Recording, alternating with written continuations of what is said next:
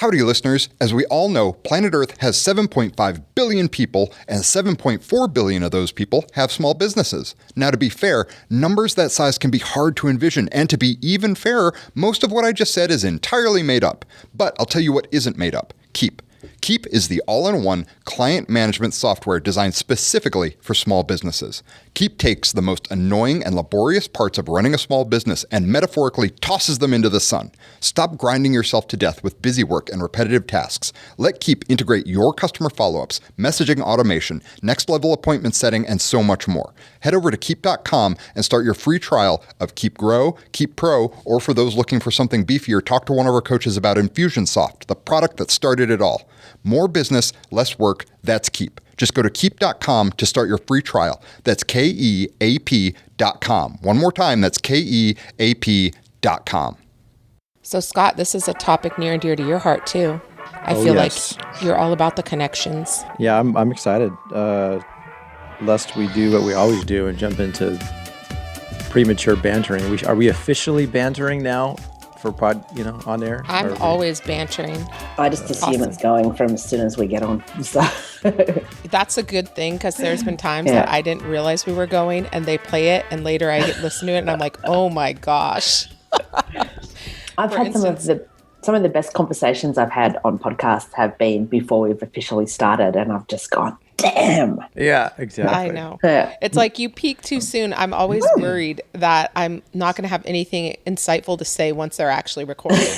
Luckily, it's your job to bring the insight, Mel, and it's my job just to bring the entertainment.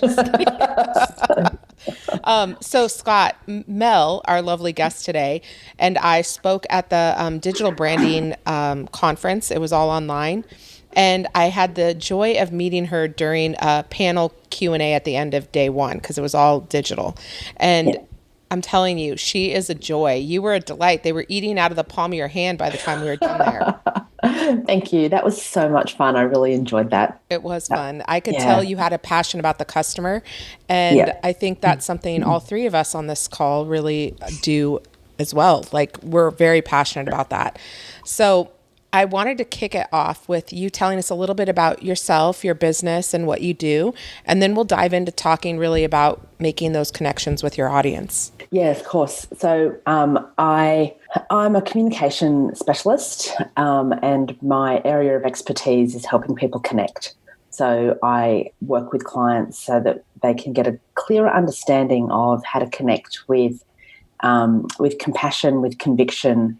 So essentially I'm a communication specialist, and I help people communicate so they connect and engage with their people. And whether their people are their workforce, their customers, their stakeholders, their investors, their volunteers, or whoever else they need to have a strong relationship with. I want to make sure, did you say the name of your business too? Oh, no, I didn't. It doesn't have a name. It's me. It's Mel Kettle. So my official company name is Mel Kettle and Associates, but people buy me. So my logo and all my branding is my name. Yeah, I can't stress enough. Personal branding is becoming more and more important to help you make those connections. So that's very intelligent. You also have a podcast. So you're a pro at this. I do. My podcast is called This Connected Life, and I alternate between talking about things that are important to me when it comes to connection and important to my audience, obviously, as well. But also I interview guests. Probably 50% of my episodes are guest interviews, where I talk to leaders about how do they stay connected with their people so that they can achieve the outcomes that they want to achieve, both personally and professionally. And I know we've been dwelling a lot, but it's just becoming more and more important as the world changes to really make sure we stay connected, which is what we're going to be talking all about today. I remember being in a conversation. It was a group of marketers. Perry Marshall was the host of a mastermind, and somebody made a comment, and I remember he flew off the handle and he may have said a couple of curse words during the whole conversation, but he basically said, attention is not free. And I remember that stuck with me. And I guess if I had to set up sort of a nemesis opposite of connection and attention, it would be the noise that's in the world today. So I'm just excited because I think this whole idea of being able to connect with your audience it's getting, maybe to say more complicated, And so I'm just really excited to hear some thoughts for you. And I know that, business owners, we just got done doing some lifecycle marketing webinars. I think yesterday we did the one where we talked about engagement and the need to, for the people who aren't ready to do business with you today, you've got to have a strategy and a system around engaging with those people in an ongoing way. And obviously right at the core of that is connection. And so anyway, I think it's a fantastic topic. Yeah, For thanks. sure. I think that connection also starts with yourself. You need to have that self-connection piece, and you need to be really comfortable and confident with who you are, and you need to look after yourself physically and emotionally and spiritually and mentally. And if you don't do that, then you're never going to bring your best self as a leader to your workforce or to your client base. So I think that's the piece that a lot of people forget when it comes to connection. Like, for example, if you don't get enough sleep, as we've already just witnessed, your brain won't function properly, and you won't be able to communicate clearly, because you'll be inherently focused on the fact that, oh my God, I'm so tired. I didn't get enough sleep last night.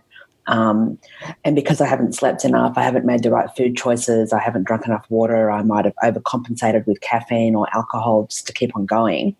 And then maybe at the end of the day, I haven't done enough exercise, or I haven't spent time, meditating or doing yoga or doing whatever it is that helps me maintain that level that I need to function as a fully human person.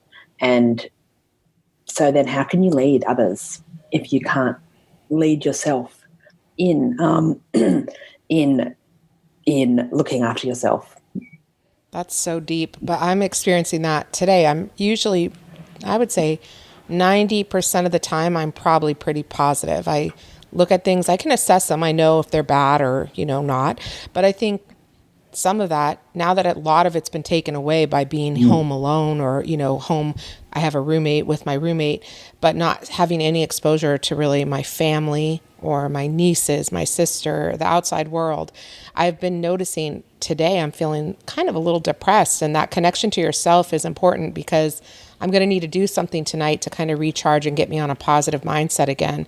But that being said, things can be really overwhelming. And for small business owners, I think it just is exponentially so. They've got the weight of the world on their shoulders, and what can small businesses do right now to feel that connection to themselves, or to, avoid feeling overwhelmed? Oh, look, I think the quickest and the easiest thing that you can do is just sit down somewhere quiet and just close your eyes and take 3 deep breaths, and just get some oxygen flowing through your brain and through your body. And I know for me, whenever I feel completely overwhelmed, just stepping away from everything and maybe lying down, closing my eyes if I can. Even, I used to have a phenomenally stressful job where I would often just sit at my desk and close my eyes and just try to think happy thoughts. And even that for a few seconds can make a really big difference, because it sort of switches your brain off. There's a lot to be said for all the mindfulness experts in the world about doing something that brings you back into focusing on the here and now, and not, because when you're focused on your breathing or on listening to the sounds that are around you, other thoughts don't as easily come in, and it's the other thoughts that can lead to that sense of overwhelm. And so I think the simplest thing, and the things that I do, is just to stop and take a breath. But then once I've got that breath, that I'm a real planner, and I just look at, and at the moment especially, I'm thinking, okay, what's happening right now? It's definitely unprecedented in not just my world, but in everybody's world. And I'm just sitting down to do a 12-week plan. So what does the next 12 weeks look like for me? And then what will the next 12 weeks look like? And then what will the next 12 weeks look like? And I was on a call with one of my mentors the other day, a beautiful woman called Linda Hutchings, and she said, do a little 3x3 grid and do down the left-hand column, say 3 months, 6 months, and 9 to 12 months, because I believe that it's going to be a good 12 months before things start looking like they're normal again. And then across the top have worst case scenario, likely case scenario, and best case scenario. And just think about all of those, what could go in all of those boxes from a personal perspective, from a professional perspective, and from whatever other perspective you need to be looking at in terms of its impact on your life right now. And then hopefully it'll be the best case scenario, but at least you'll have started thinking about what the worst case scenario might look like, and then you can put some plans in place around that.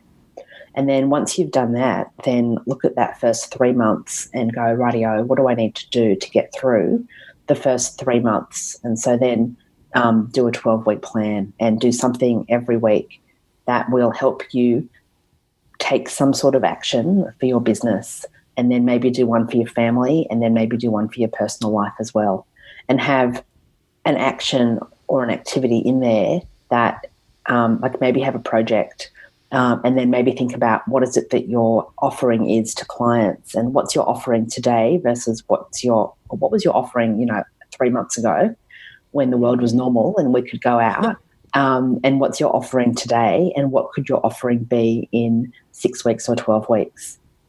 So for me, like, all of my work's gone right now because I'm a professional speaker. I do a lot of face-to-face training and workshops. I facilitate strategy days and planning days. And all of that, or the majority of that, is face-to-face. And so pretty much everything that I had in my calendar for the next 6 months has been either postponed or cancelled. So now I'm thinking, okay, what else is there that I've got that I can promote to my clients and potential clients? And the other thing is my client base is also really, really struggling right now. And so how appropriate is it for me to go to my clients and say, I've got this great new program. Would you like to buy it? It's only $10,000. And they might be thinking, I can't even afford to pay my staff. And so who's this person to come to me and try to sell me something when we are barely keeping afloat? So you've got to take a pulse check of what's happening in your market right now as well, and how much of the people that you normally work with, where are they at? And factor that into your 12-week plan as well. Mel, it's interesting because I think my personality type is one where I definitely would not turn to a plan when it comes to trying to put myself in the right state of mind to be in a place of connection. I think if I'd spent my time, like most of the time when I start to plan, I end up getting into a state of depression. That's what puts me there. So I have to kind of trick myself. I have to kind of trick myself into it, and I'm probably overstating that a little bit. But I think maybe just to draw out what I heard you say, from maybe a slightly different lens. I think number one, just recognize the importance of where you are and the importance of that in being able to create a connection with your audience. Yeah. It matters, right? And I think we're conditioned right now in our world to be so active and so busy that it's like the thought is, well, I don't have time to slow down and do that. I've got to keep rushing like a mad person, right? Mm-hmm. And then I love the proactive ownership orientation that comes from the way you're talking about planning. And I think your advice is fantastic, by the way, especially for times right now, because it puts people into a state of mind where you're getting clear on the potentials of the future and you're going out into the future to create, right? And that's really what entrepreneurship is about at the end of the day. And that needs to, as much as I don't like to admit it, it needs to manifest itself in terms of a plan that you then need to have accountability to.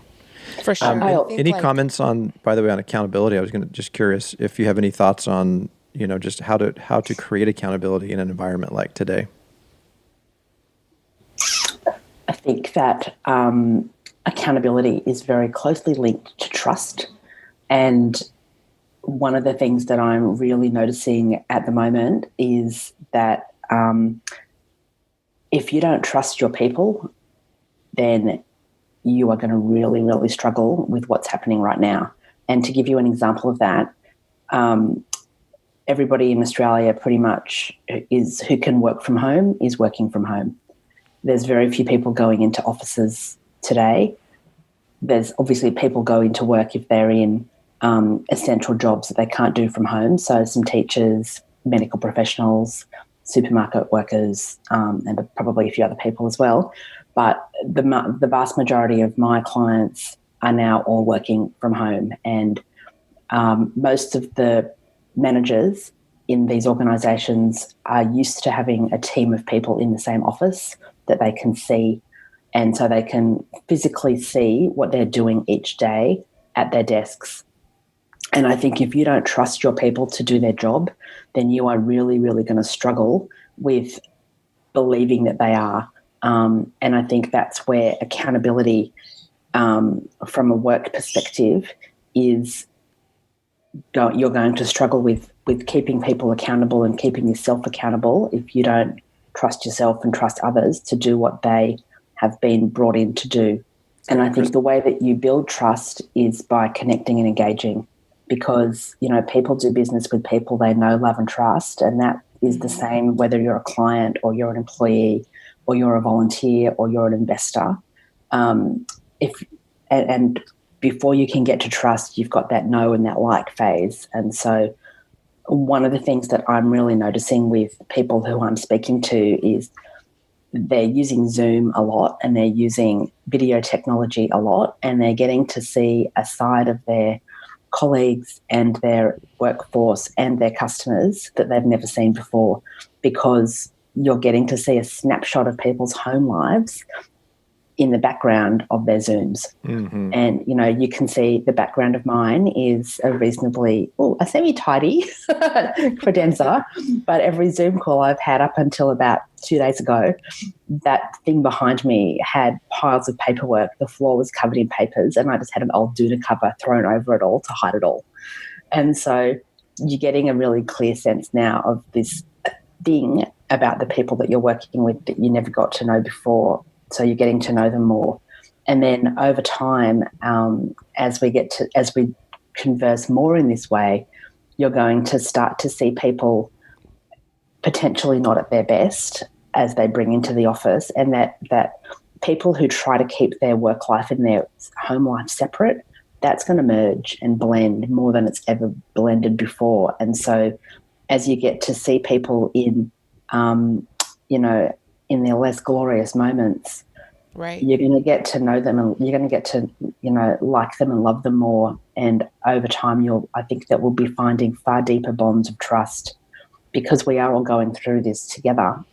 And one of the things that I've noticed over my time on Earth is that when you go through a really traumatic experience with other people, the bonds that you create during that time are unwavering and will not break. That is so true. Any time in life when I've looked back, if I've had a rough time, the people around that time are special to me forever.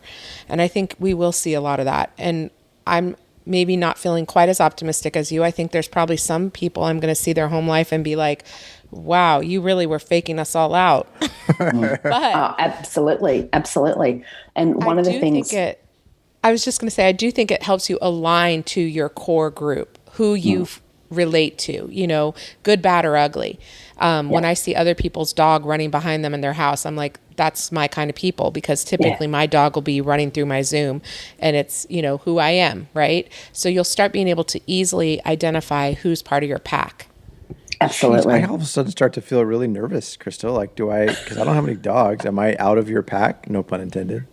No, not at all. You're actually exactly how I expected you to be from home you are in the conference rooms at Keap. I don't know if that's good or bad. Shoot. I think it's great. I always enjoy our conversations. I'm just saying, you present yourself the same way at work as you do at home. So for you've already been building that trust. Okay, so that's what you're looking for, is the discrepancy between the office person and the home person. I think, to Mel's point, there are people that keep work and home very separate, very different lives. I put all my hot mess out there, whether I'm at work, whether I'm at home. So I think for me, I'm hoping people will find me to be the same person I present in the outside world while I'm home. But I think that does build trust when you start seeing people. They are who they say they are. And Scott, all I can say about you is so far from any environment I've seen you in, you are who you say you are, which does help you build those connections and helps you feel like very much a part of someone's life, whether it's work related or not. It helps you feel like that connection. Today, obviously, we're talking about connection. I really love that last point about just the fact that our, the authenticity or, the way people's perception, I think, of me trying to be someone who I am not is very high. Mm-hmm. And I think it's probably one of the things that can flip connection on its head, right? It can be the thing that can create amazing connection, and it can be the thing that destroys connection if I feel like there's some facade. I don't want to connect with a facade. I want to connect with the real person, right? Right. Yeah.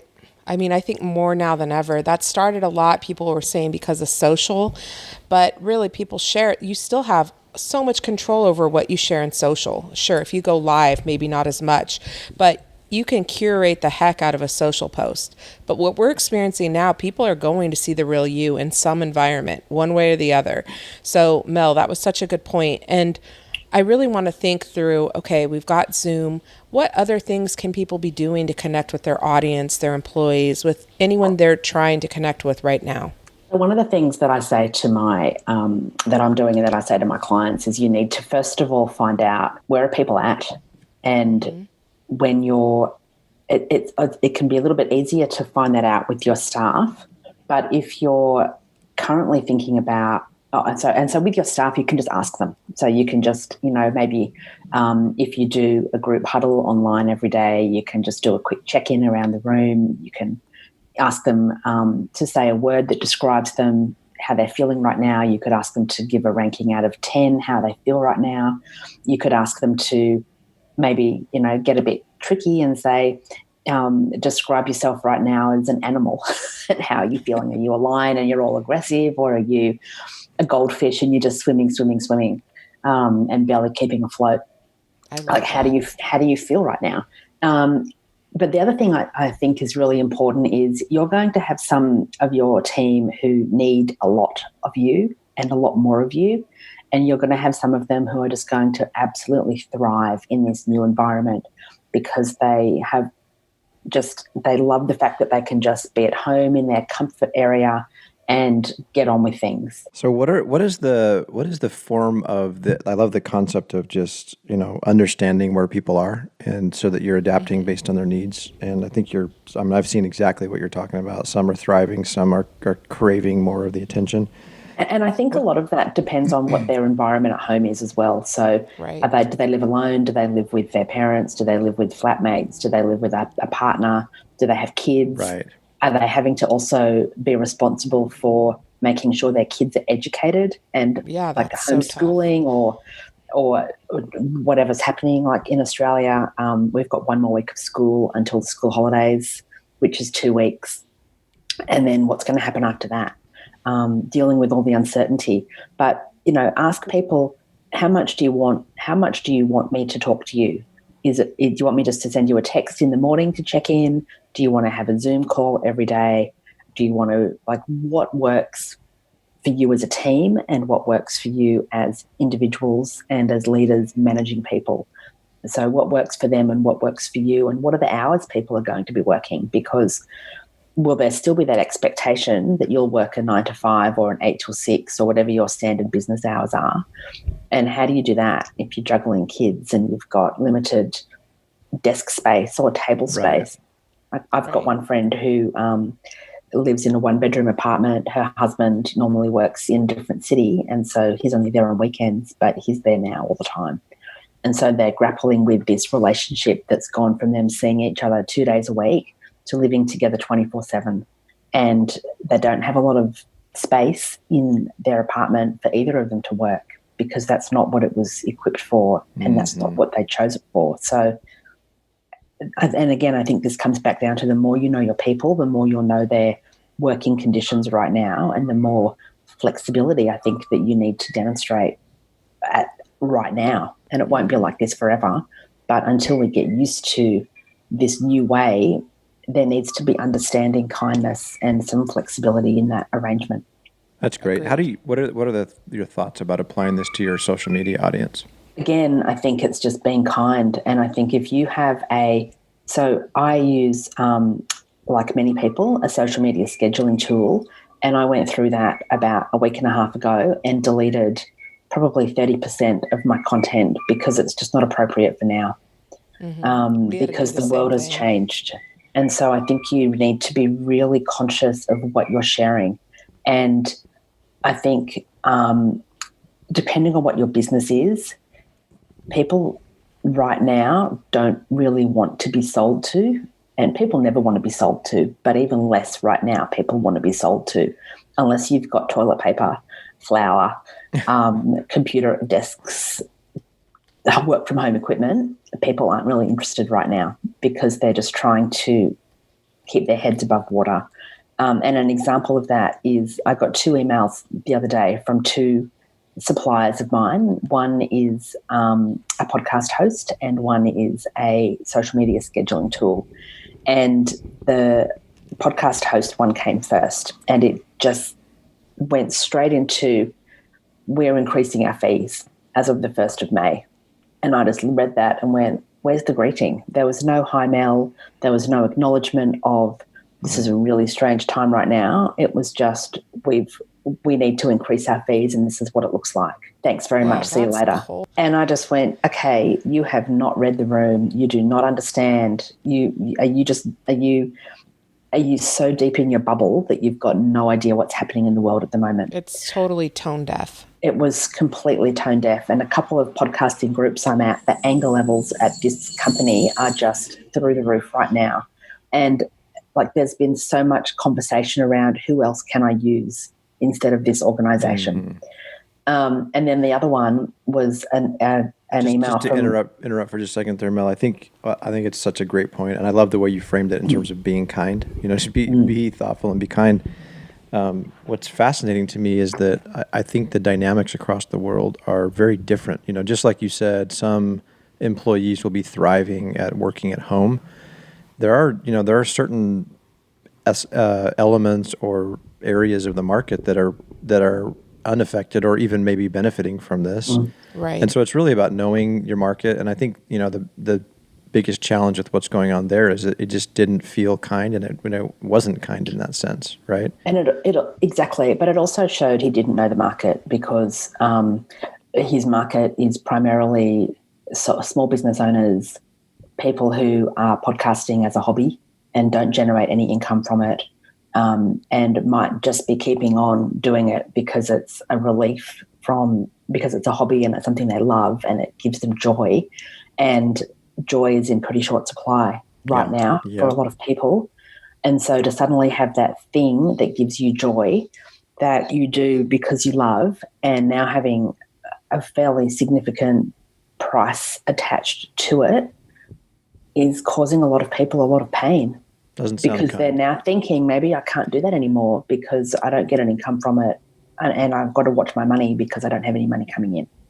Well, I assume Crystal would be on board with this, but we're voting him out of the pack, right, Crystal? For sure. He's gone. I mean, for sure. That just is, I can't even imagine that.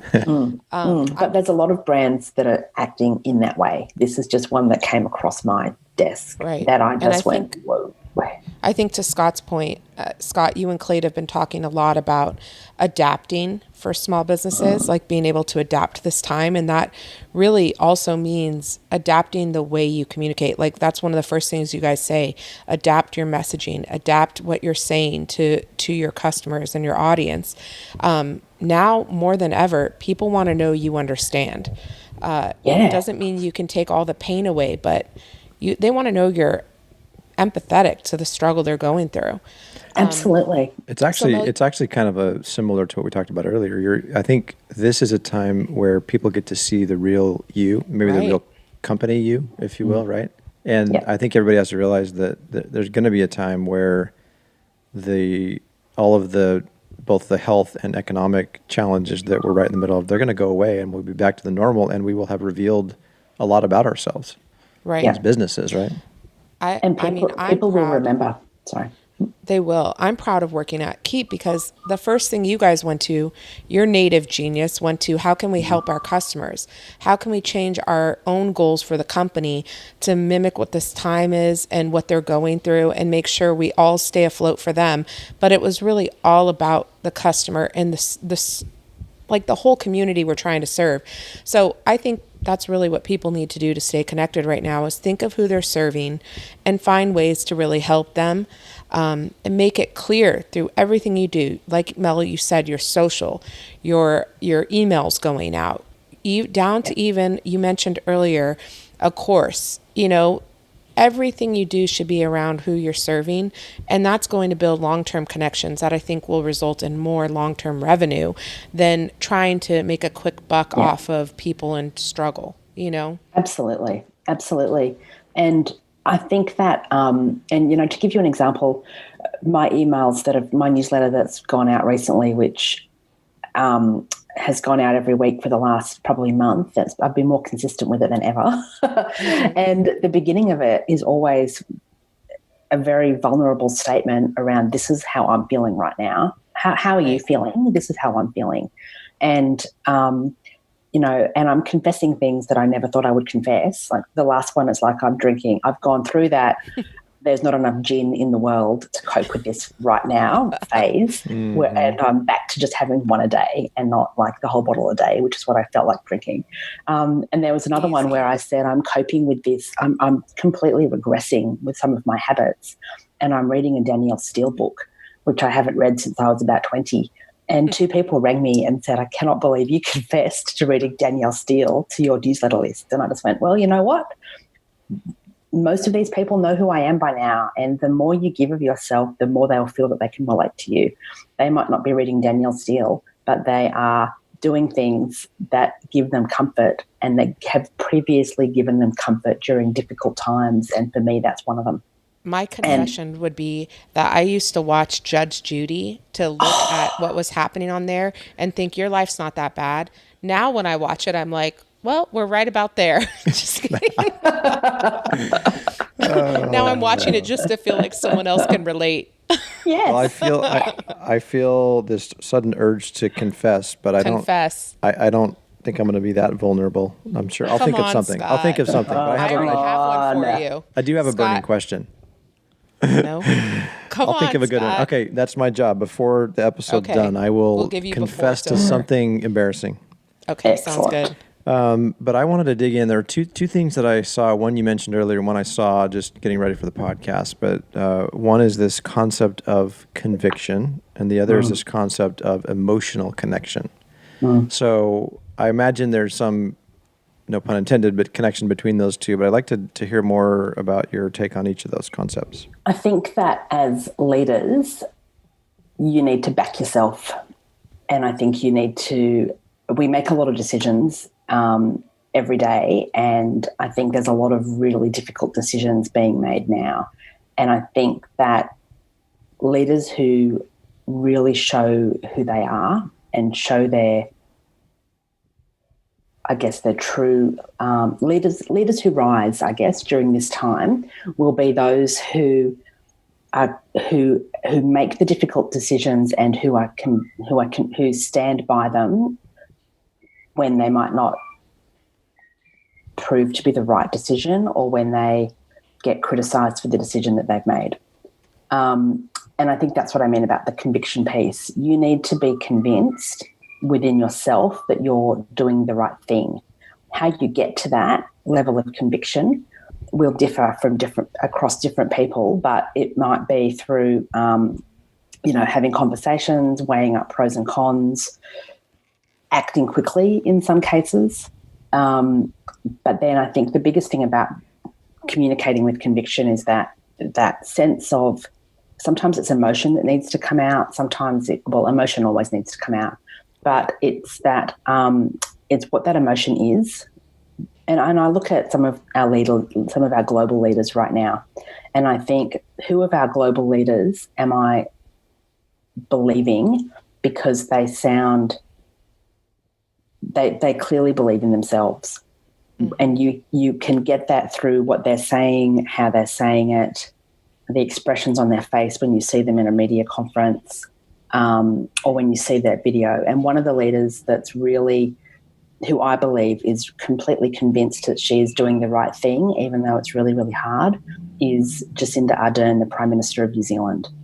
And you watch her, like she did a Facebook Live the other day from her bedroom. She looked like she was wearing her pajamas. I suspect she probably wasn't. But she just put her 1-year-old daughter to bed, and she said, I'm just hopping into bed, but I just want to, let you know that I'm thinking of you, fellow citizens of New Zealand. It's the first day of the lockdown, which we're going to have for 4 weeks, and this is how I'm feeling about it. And I just want to let you know that I'm going through this with you. And I look at that, and then I look at other global leaders, including ours in Australia, who is running media conferences as though they're business as usual. And he seems to have turned a corner a little bit in the last 24 hours, but he doesn't sound convinced with what he's saying, and he doesn't sound as though he believes what he's saying. And so if he doesn't believe what he's saying, how can we be convinced that what he's saying is the right thing? Okay, so before we get to Scott's confession to lead us out of this. We're going to end with it. That's even better. It is. Mel, I just want to ask you, any final thoughts on what small businesses can really do to connect to their audience, to their family, to themselves? Last thoughts of what they should be doing.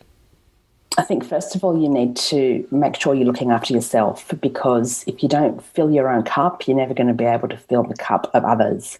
Then I think you need to be focused on your staff and your workforce and make sure that they're doing okay, because if they feel looked after, then they will look after your customers.